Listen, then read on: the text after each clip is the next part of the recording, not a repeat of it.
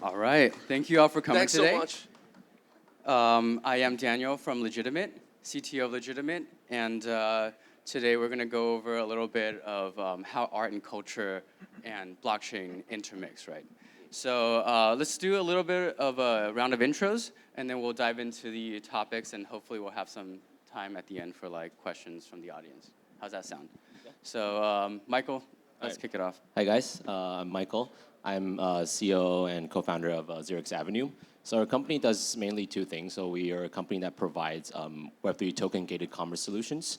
And on the other hand, you also heard from the earlier intro that we do physical merchandise production. So we produce unique experience of physical merchandise that's integrated with Web3 experiences for different brands and events and so on. Hey everyone, my name's John, and I'm the co-founder and CEO of Moongate. As all of you should know, that the ticket for this event was all kind of done by our company. But we also do kind of a bunch of other like music festivals. There's one today in Thailand, Wonderfruit, that's using our tech as well. And we also do kind of membership using NFTs. And the whole idea of kind of using NFT as kind of membership or tickets is just a more fun and engaging way to kind of connect with your communities. And I'll share more about it kind of when we talk about it in a bit. Hey guys, my name's Calvin. I'm the founder and CEO of Legitimate. We work with brands, so streetwear brands, luxury brands, all types of product-based traditional Web2 brands to put physical products on chain. So we actually integrate with brands, leveraging NFC technology, put NFC chips into products so that consumers can scan these chips and unlock a digital token that gives them unprecedented access to all types of exclusive content, VIP benefits, and so much more. So we've actually worked across the board with almost everybody here on this panel. We love Taipei, so I'll pass it on to Jeff. Thank you. Yes. Hi, my name's Jeff Miyahara. Some people call me Tokyo Jeff. Half Korean, half Japanese, born and raised in Los Angeles, California. I've been a music producer for around 24 years. And so it was really easy to pivot into Web3, producing over 300 artists. It was just easy for us to like put a camera inside the studio at that time and really bring the culture of Web3 NFTs into the music industry. We have now pivoted into doing manga and anime at collection.com, Collection, which I am a co-founder of, and now I'm a senior advisor. But now we're going really hard into manga and anime culture, if you guys like that at all. Love to talk to you guys after this. So thanks. Sounds good, sounds good. So three of you were on this panel, NFT utility, last year, right? So I'd like to give you guys a little chance to give us an update on what changed from last year to this year. Are there any insights that you guys would like to share about the market, about what you guys do, and like your respective areas? Is that for me? Yeah, Michael, kick it off. So, last year when we were here, we really, trying to push the idea of like digital products. So like the merge between physical products and digital experiences. And we noticed that, last year it was just us kind of like, trying to, talk this idea up.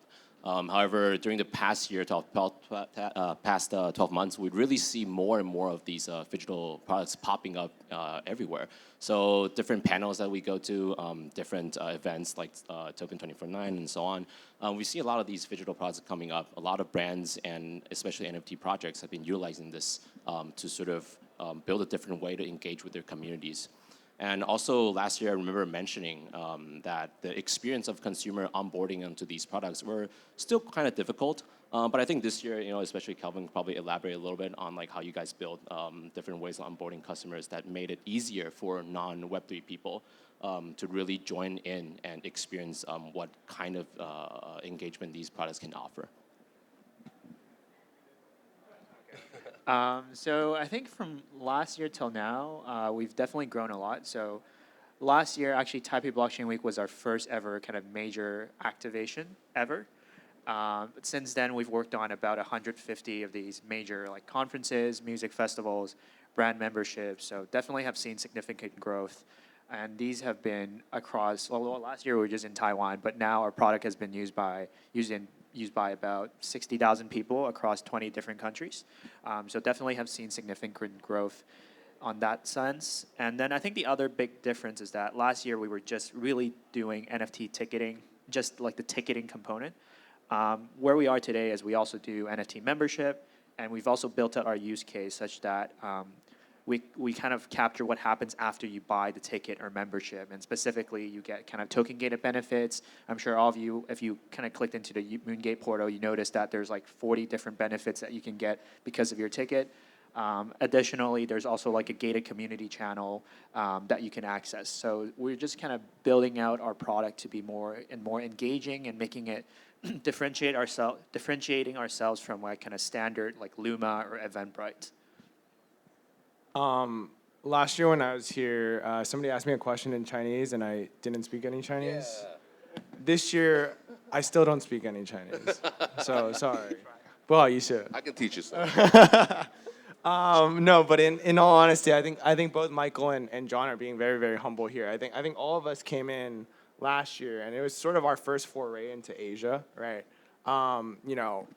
It was really like we at Legitimate took that bet, came to Taipei, met a ton of great people, and over the last year, I mean, collectively with 0x Avenue, we've rolled out thousands of products, not only in Taipei, but also in Japan, right? And if you're talking about real-world adoption of Web3 technology, most of these products are catered towards people who have no wallet, no crypto, have no idea what a transaction is. And it's really just about bridging that gap between, hey, this is technology for technology's sake, and technology to actually advance use cases that are important to real-life brands and companies, right? So I know we've worked with Moongate to kind of leverage physical products to token gate VIP access to events like after parties and other types of panels and stuff. And personally on our side, we've deployed over 20,000 products in the United States alone. We work with big brands like Puma and in Japan, on the Japan side, Ambush and other types of streetwear brands. And I think just across the board, what we're seeing is that over the last year, especially in the bear market, a lot more brands are starting to look at the technology as a way to further sort of their brand strategy, their experiential marketing strategy. So we're no longer still in maybe some of us are, but we personally are no longer in the era of talking about token prices, about talking about floor prices. It's really about mainstream adoption here.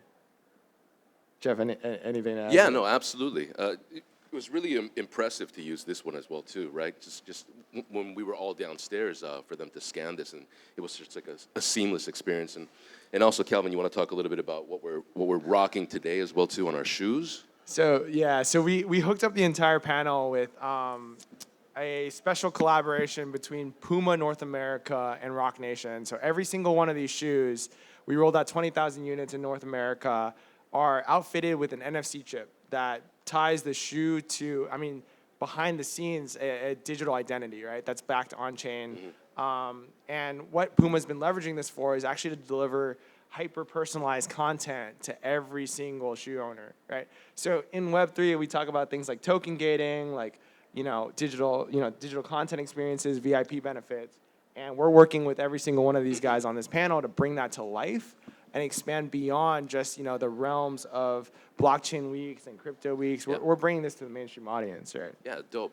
In the panel earlier this morning with Yatsu talking about Phygital as well too, like I think it's so important to have a brand as well as a story to really be able to back behind what the Phygital represents. And us at Collection, we have launched San Fran Tokyo, which is a decentralized city with WeBox being the first ever collectible digital as well as Phygital store inside that space. And we're also going to be launching something in March of 2024, partnered with Animoca Japan, to do a Phygital as well as digital drop with the new anime title, Liar Liar. Big Japanese anime as well too. And so I really think it augments and it really helps that storytelling going forward. Even if you don't know much about crypto, you don't know much about Web3, it's just that seamless experience. Yeah, totally. Sounds good. So it sounds like a lot of you are disrupting a sort of traditional business model, right? And adding some Web3 elements, doing some on-chain, off-chain, a combination of both, right? So what is the business model that you are disrupting, and can you go into how Web3 and the blockchain is improving or adding on to your business? Sure. So at 0x Avenue, as I mentioned before, we're mainly focusing on the e-commerce application side of things. So personally, I wouldn't really say that e-commerce as a business model is broken. It's actually one of the biggest industry that exists this year that exists right now in our lives that powers most aspects of like how we purchase things and how we engage with brands. However, I do believe there is a huge untapped potential that exists in this market that you can really just unleash by tapping into data that's on chain. So as mentioned earlier in earlier panels and also by Jeff and Calvin and as well as John earlier, there's a lot of like data points or like past actions taken by different users that exist on chain that we can access. And that will tell us a lot more about what this person likes, what this person owns, and what this person will purchase, right? So this will in turn achieve in a much higher conversion rate when let's say you do target advertising, let's say you do, certain type of offerings to a certain user, certain type of discounts. So these things are really what we're looking at and what we really believe that in specific products, especially products that are related to, let's say personal identity, something you really love, things that are related to, let's say social engagement, right? Things that you want to show off to your friends, or maybe collectibles as well, right? So these things are really at the core what we believe, digital products can provide. And it's going to be a big plus if you utilize these kind of data when you're doing e-commerce. So that's really at the core what like token gated commerce is doing, right? So the data that we utilize really comes from what let's say Moongate is doing, right? Like you've been to these events, you've been to these parties, you've been to these conferences, right? These data will in turn let us know what kind of user you are, and then we are able to basically target and know what kind of purchaser or what kind of buyers you're going to be. So I'll approach this question in a very, I think, probably, hopefully insightful way. So like what the VCs think and what actually happens in real life, it's very, very different. So I'll talk about both. John's also an investor, very, very well known and good investor. So we do ticketing and membership. Let's just start with ticketing. Let's just start with what the VCs think makes sense and what makes sense theoretically. So obviously ticketing, people do ticketing because, oh yeah, Ticketmaster is very expensive. I bought fake tickets in the secondary market. They got scammed before.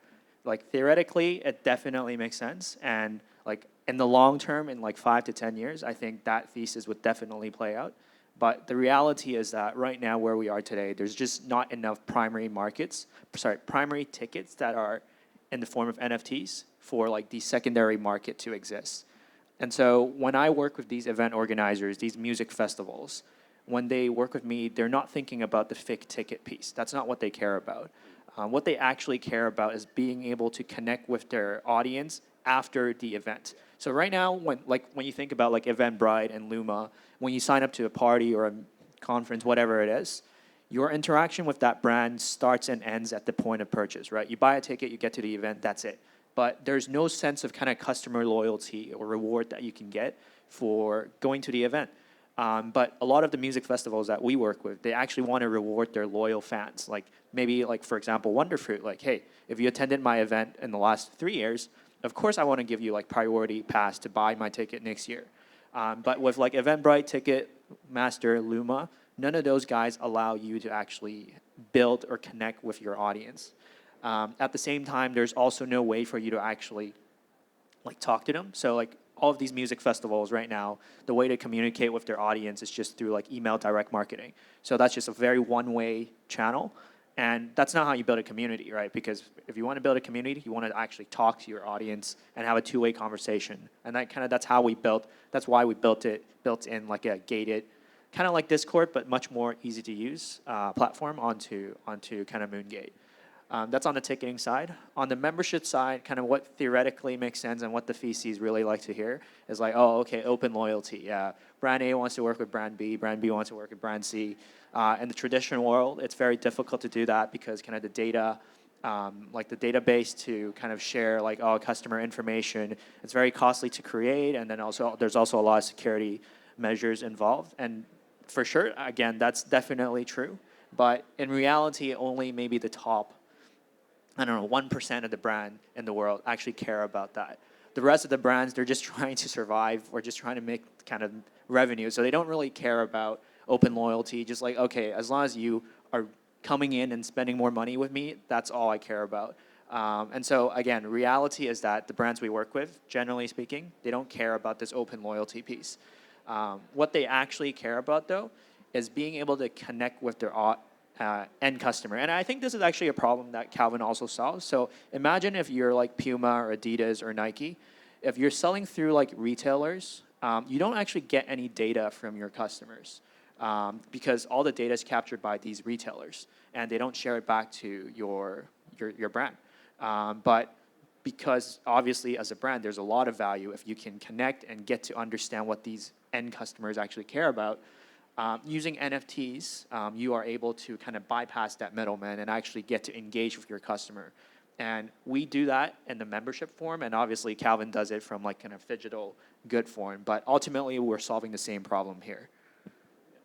Yeah, I'll be quick. I think John touched on a lot of what I wanted to talk about too. But I also remember, I think from what it sounds like in the panel, it's like we're all talking about things that sound very good in theory, right? Like I think Web3 is built upon a very idealistic, sort of theoretical, sort of utopia where everything kind of works as you think it works. And the minute you bring that to real life, and I remember talking to Jeff about how like music labels and just rights and IP rights, stuff like that, in the real world, it's really hard to convince a big brand or a big music label to kind of opt into this concept of like, oh, secondary market royalties and stuff like that, right? So in our lens, the one thing I'll tap on that, both Michael and John already have spoken about is what a lot of people who are sort of new entrants into the space think about. You think about NFC chips, you think about NFTs, you think about blockchain, and you're like, oh, perfect.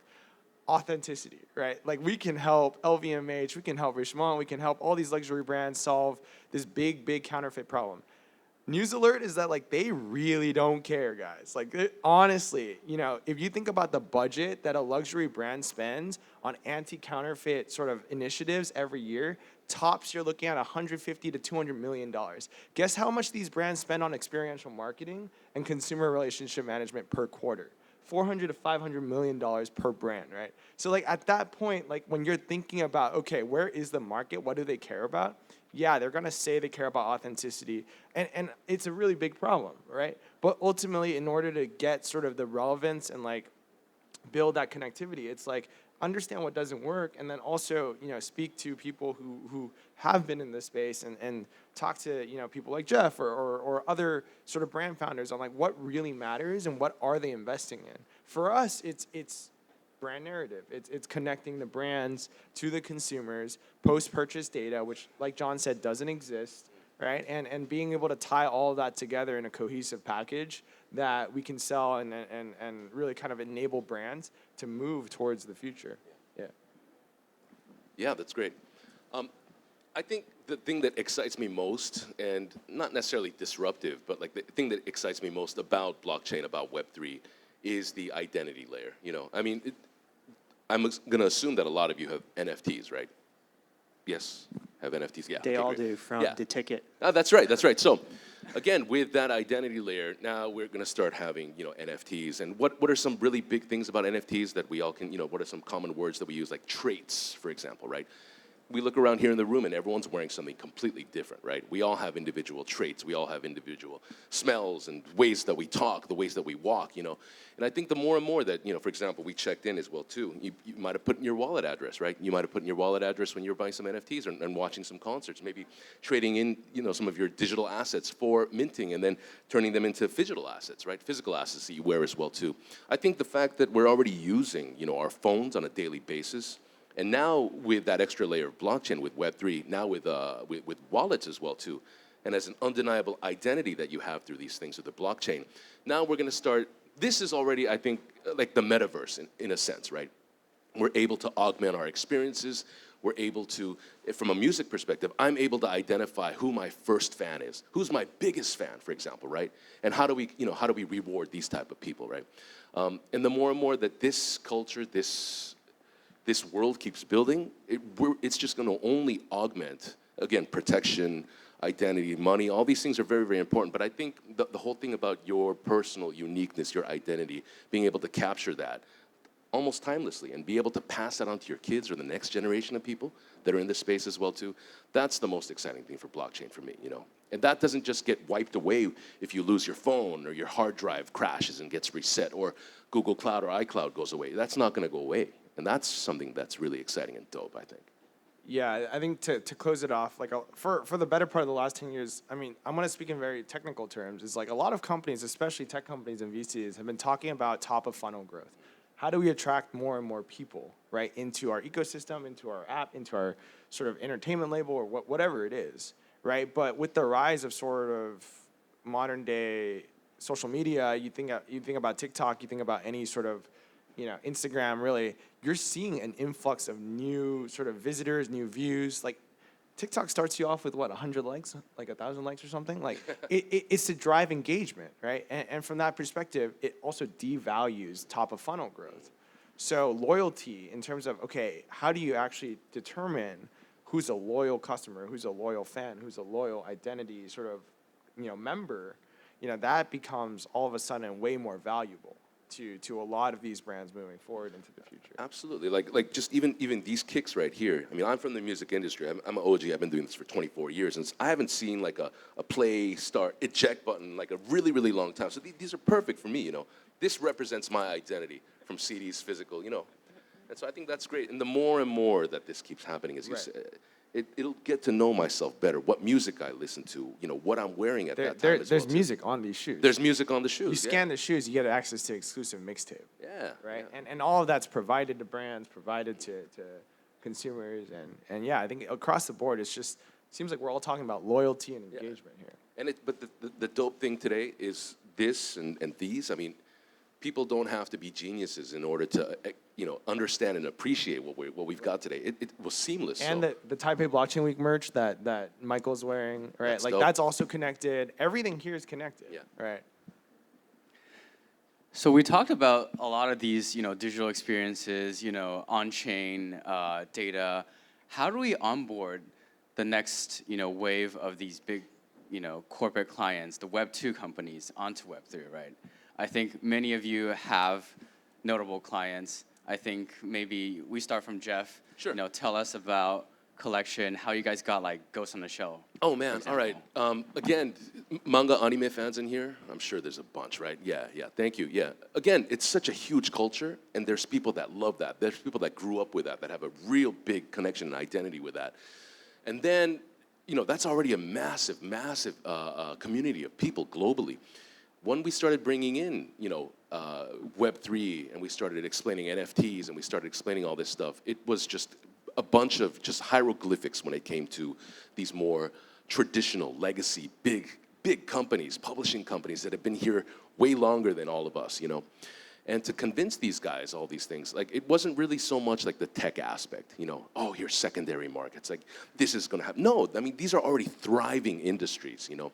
They're not, it would be nice and helpful to have, you know, seamless revenues happening going forward in the future. But more than that, it was, how will this affect communication amongst the fans? How will this, promote the brand further, or the IP further, your favorite anime and your favorite manga further into the space globally, places that they were not able to, the companies themselves were not able to reach. But using technology, now they're able to do more storytelling.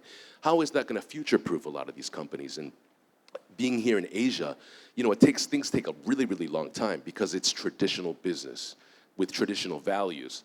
And I think disruptiveness is important, but I think the narrative here is, how can you get into the minds and the hearts of the people here that have created these amazing traditional businesses that we all love today, but give them a little extra incentive and say, hey, we're gonna keep these traditional values, we're gonna keep the heart of the story, we're gonna keep all of your fans happy and really satisfied, plus we're gonna add this extra bonus layer. We're not gonna destroy anything, we're only gonna add sweetness to the top and keep it future-proof, you know. And it's a long discussion, and you know, good luck to all of you guys who are gonna be doing it in the future as well too. Don't get tired out. It's again, it's a long legacy business that we're gonna be talking to, but the answer is here. I really strongly believe in Web3, and just keep going on. Thanks. Calvin, do you want to talk about Puma and how we got them? I've been talking a lot. We can go the other way. We'll circle back to me. Sure. So I think building up on what Jeff just said, it really comes down to two things, right? So for these long-term legacy brands that own a lot of, let's say, amazing IPs that people love today, what they really care about is that, oh, how can I ensure the future of my IPs and my brands, right? So these things really come down to, can I really tap into something that will provide a more engaging experience for my fans, that my fans will love, and they will maybe spread it further so that my IPs will further flourish, right? So for us, we've been seeing, maybe this relates back to the market insight that we talked about earlier, that more and more brands, especially after how NFT market has dwindled, like, the pure trading token side of things has died down a little bit. More and more brands and IPs are moving towards building a more traditional way of business that is maybe selling merch, which is one of the most highly grossing type of business model that all these IPs share. You've been seeing Pudgy Penguins doing a lot of things in this area. You've been seeing the success of Ape Fest, people buying a lot of really cool merch. It really comes down to, for us, at least from my point of view, building a great product that people will love, right? So coming from a good IP, you build a high quality product that uses the experience that we talked about. For example, these shoes that unleashed something that has never been able for these users to do before. Let's say you go and meet your friends and you'll be able to socialize, you'll be able to showcase something really cool, and you build on something that's like a common interest between you and your friends, and that's also built on your own identity, right? So I think these are the things that these brands really care about. It comes down to, as Jeff said, patience, trying to convince them and explain how these technology will really work. But I think that's the core sort of approach that we've been taking to approach most of these brands that we acquired. Yeah, so I think, well, like sorry, like Jeff and kind of Michael said, it just takes a very long time to onboard some of these traditional brands. Like one of our biggest clients, it's CMPY, which is one of the kind of most luxurious kind of mall owner in Thailand. That took about a year and a half. Before kind of the membership actually went live. Well, technically it's going live next month, but it's finally. Thank you. I think a lot for when you work with like these traditional brands or like larger organizations, like Jeff said, it really should just be incremental to start. Like you shouldn't look to disrupt their entire kind of way of business because that's just too risky for them. They're not going to trust a kind of random startup in their point of view that they've never heard of to just completely disrupt their ticketing or membership flow. What I found to be fairly successful, it's kind of like start off with a basic POC. And I see that as kind of like a Trojan horse, same as our kind of relationship with Wonderfruit, same as our relationship with Binance. We just do like one small activation first. And obviously we proved that, hey, we're kind of great partners. And then kind of step two, after that initial POC goes well, like for example with Binance, we're talking to power all of their events globally now. With Wonderfruit, powering all of their events as well. They actually have multiple music festivals.